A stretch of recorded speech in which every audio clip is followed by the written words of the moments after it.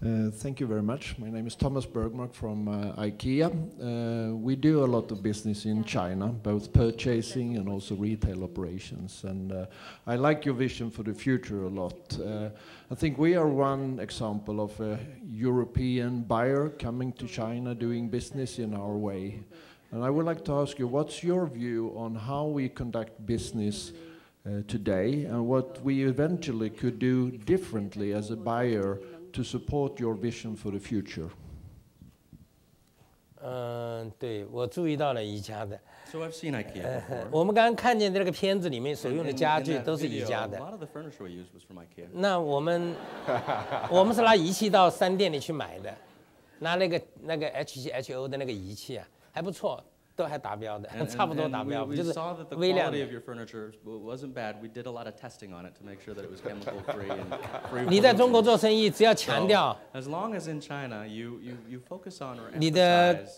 你的这个有害的化学品很少或者没有就够了。因为现在中国的老百姓已经非常敏感这个问题了，因为白血病已经很普遍了，白血病已经很普遍了。 Leukemia, for example, is really common in China now, and it's caused by hazardous chemicals in product. In some ways. 我的家具啊，用了10几年。我办公室原来老家具不懂吗？我现在去测，抽屉里面都还是很浓的甲醛，我还测给他们看过。他们都看过。这是很多甲醛的。但是最近我们买的宜家的真的是没有，真的是很少很少很少。A lot of hazardous chemicals in my drawer in the desk that I use. Compared to IKEA product, IKEA is a lot better in terms of product quality and chemical management. 可能增加了1%或者2%的成本，仅此而已。And making sure that bad chemicals stay out of your product really only increases cost at the most by 1 to 2%. So.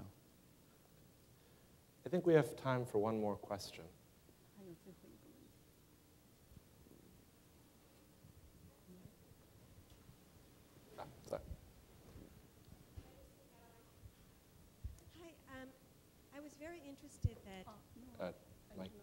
Hello?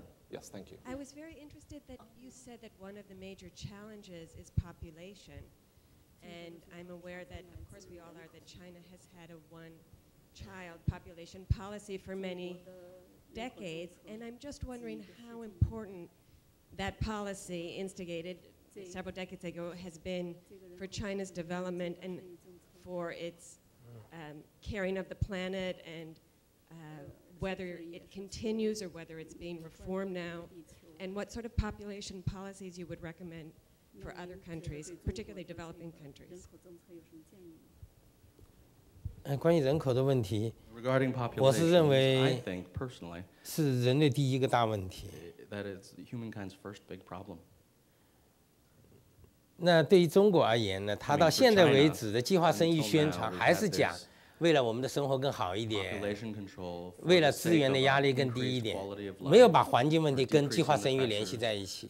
在中国的计划生育的政策里面，有一次这个政府的计划生育办公室的人到我们公司来宣传，我们是民营企业，按说是不受他管制的，一般国有企业是要受管制。他说他要来宣传，我说你来吧。 等他宣传完了以后，我宣布了一条纪律。其实我们这条纪律早就有，就是我们的员工如果说哪一个人生了2个小孩，是要被开除的。是要被开除的。他说你们比国营企业还严。哎呦，你们真的响应国家号召。我说我是响应地球的号召，因为地球资源太有限了，因为地球的污染承受污染的能力太有限了。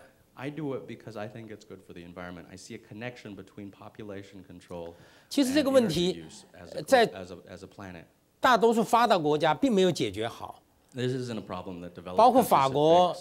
欧洲的几乎所有的国家都在鼓励生育，他们用经济，如果一个女性生了2个、3个小孩以后，她得到的这个补贴比她上班还要高。日本人口密度那么大了，他们还在鼓励生育。新加坡的密度那么大了，他们也在鼓励生育。这是个非常非常不可理解的问题。如果你是为了对抗这个老龄化的话，你鼓励生育，只是把老龄化推后了嘛，没有别的好处嘛。老龄化只是往后延嘛。再说老龄化是个什么问题？老龄化难道是说我们一个年轻人养不活2个老年人？有这样的事情吗？我们现在产能是过剩的。全世界的产能是超级过剩，一个中国的产能可以把全世界的这个消费品满足得了。已经有专家，多个专家从不同的侧面算出来这样一个结果。我是自己有体会。你如果给我来做全世界的空调，我也做得赢，我也可以做下来。产能是超级过剩的，为什么我们怕老龄化？难道老年人到了老了，没有工资了，他就没有食物了，他就没有家具了，他就没有房子了？不会的，他要什么有什么。他消费的越多，一般的人或者说我们的这个政府官员越高兴，而不是生产的多越高兴。一方面我们在发愁我们的官员发愁这个失业人口，另一方面又在发愁老龄化，这2个本身就是矛盾嘛。老龄化和失业问题就是一个矛盾，你只能顾及一头嘛。所以事实上，所有的人口政策，只要是鼓励生2个孩子的人口政策，都是错误的。在未来的2代人、3代人，一定要回到一个孩子，一定要按1个孩子的标准。如果在5代人以后，我们可以恢复到平衡2个孩子的标准，因为人类最终是可以平衡的，在10亿、15亿的时候是可以平衡的。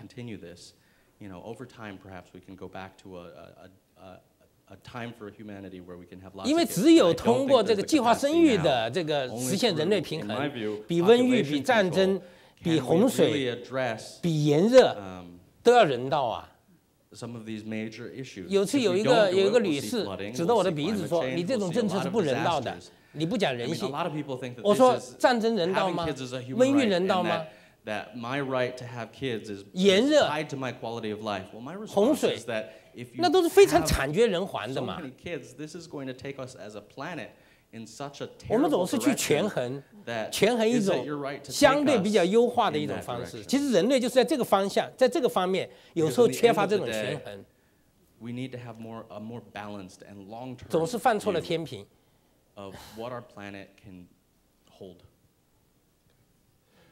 All right, well, thank you very much. I would like.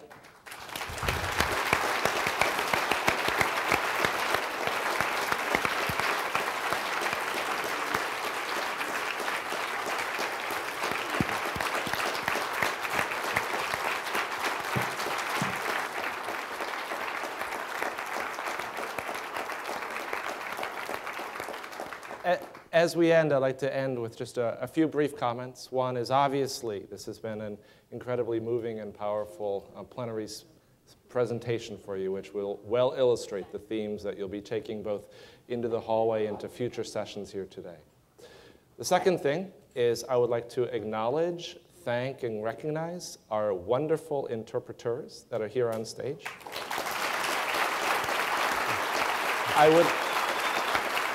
I would like to point out that Scott Chung is actually a manager in BSR's Beijing office and has been with BSR for quite a long time. Pei Bin is our director of partnership development, also based in BSR's Beijing office. So now you know what kind of staff and service that you'll get from BSR.